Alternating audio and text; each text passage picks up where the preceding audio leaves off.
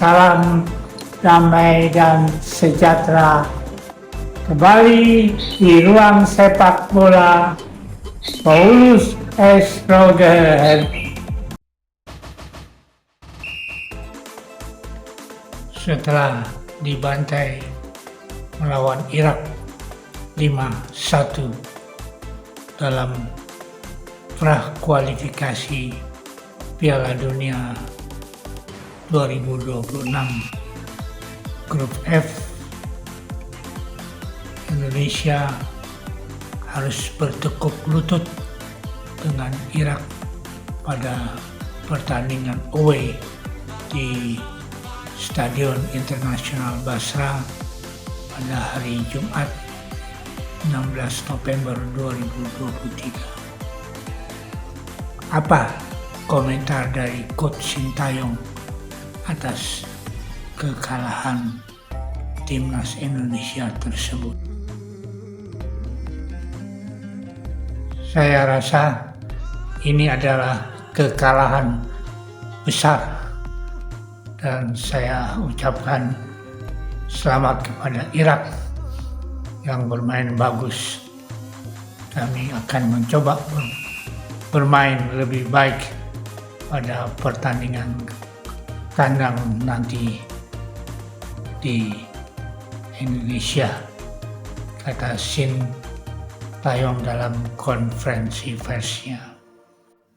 Irak bermain bagus dan memang lebih superior dibandingkan dengan timnas Indonesia.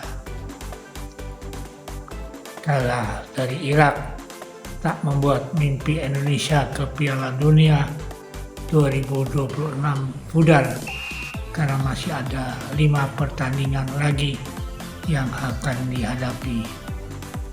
Yang menyusul adalah timnas Indonesia akan berlaga pada hari Selasa 21 November 2023 kembali away di Manila yang akan bermain dengan timnas Filipina yang kemarin tanggal 16 November 2023 dikalahkan oleh Vietnam dengan 2-0. Sedangkan Irak akan bertandang ke Vietnam pada hari Selasa 21 November 2023. Setelah kekalahan pada hari Jumat 16 November, timnas Indonesia 17 November 2023 telah terbang ke Filipina, Manila, karena perjalanan penerbangan boleh dikatakan cukup jauh. Lebih lanjut, Sintayong mengatakan bahwa secara kualitas tim Irak jauh lebih baik ketimbang timnas Indonesia. Apalagi Irak adalah tim kuat yang saat ini berada pada posisi ranking ke-68. Selain itu didukung dengan supporter yang fanatik dan meyakinkan dukungan dari 65.000 supporter yang hadir. Irak memainkan pertandingan yang hebat, kata Sintayong. Dan janji Sintayong akan membalas pada pertandingan kandang yang akan dilakukan di Jakarta pada 6 Juni 2024 mendatang. Kekalahan telak dari Irak merupakan rekor buruk bagi Coach Sintayong menangani timnas Indonesia.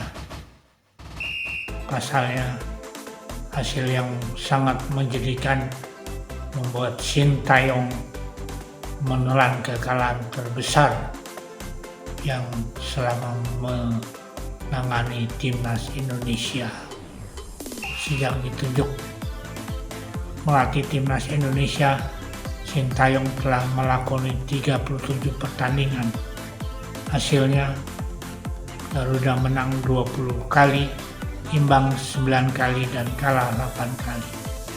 Namun kekalahan telak atas Irak ini membuat timnas Indonesia menelan kekalahan terbesar di era Sintayong. Coba kita perhatikan, timnas Irak itu sebenarnya bermain biasa-biasa saja. Tidak ada gol yang melalui hasil proses. Gol-gol ke gawang Indonesia kebanyakan faktor blunder dari pemain timnas Indonesia sendiri. Jika kita mampu bermain menyerang, kenapa tidak menyerang? Kalau saya lihat fokus dari Coach Sintayong adalah defense, mengkoordinasikan defense sudah terorganize, maka baru melakukan attack penyerangan. Karena sebenarnya dari filosofi sepak bola, menyerang adalah pertahanan yang terbaik. Percuma kalau tetap dengan formasi pemain bertahan, tapi juga bisa kebobolan atau kecolongan. Sisi lain, kritik yang saya sampaikan ke Coach Sintayong ini, setiap pertandingan dengan gonta-ganti main di setiap eventnya, dan Sintayong harusnya tahu lawan Irak ini levelnya, kualitasnya di atas timnas Indonesia, sehingga kadang-kadang kerangka tim berubah-ubah yang mengakibatkan tidak adanya chemistry atau teamwork. Komunikasi sangat lemah. Makanya main bola adalah simpel sekali dan tidak nyelimet dengan sistem koordinasi antar lini, terutama untuk defense, dan kemudian build up dan galang untuk serangan secara step by step antara lini. Dan perlu juga perhatian untuk Coach Sintayong tentang pergantian pemain yang harus tepat, the right man in the right place. Last but not least, melawan Irak kemarin itu boleh dikatakan Coach Sintayong gagal total. Suka atau tidak suka, kita harus akui bahwa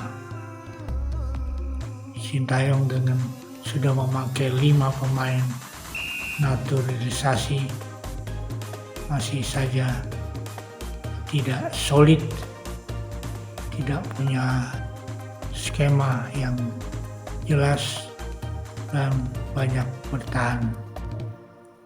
Tidak koordinasi antar pemain, banyak blunder, banyak pemain yang ingin show pamer skill tapi nggak bisa jaga pertahanan dengan baik.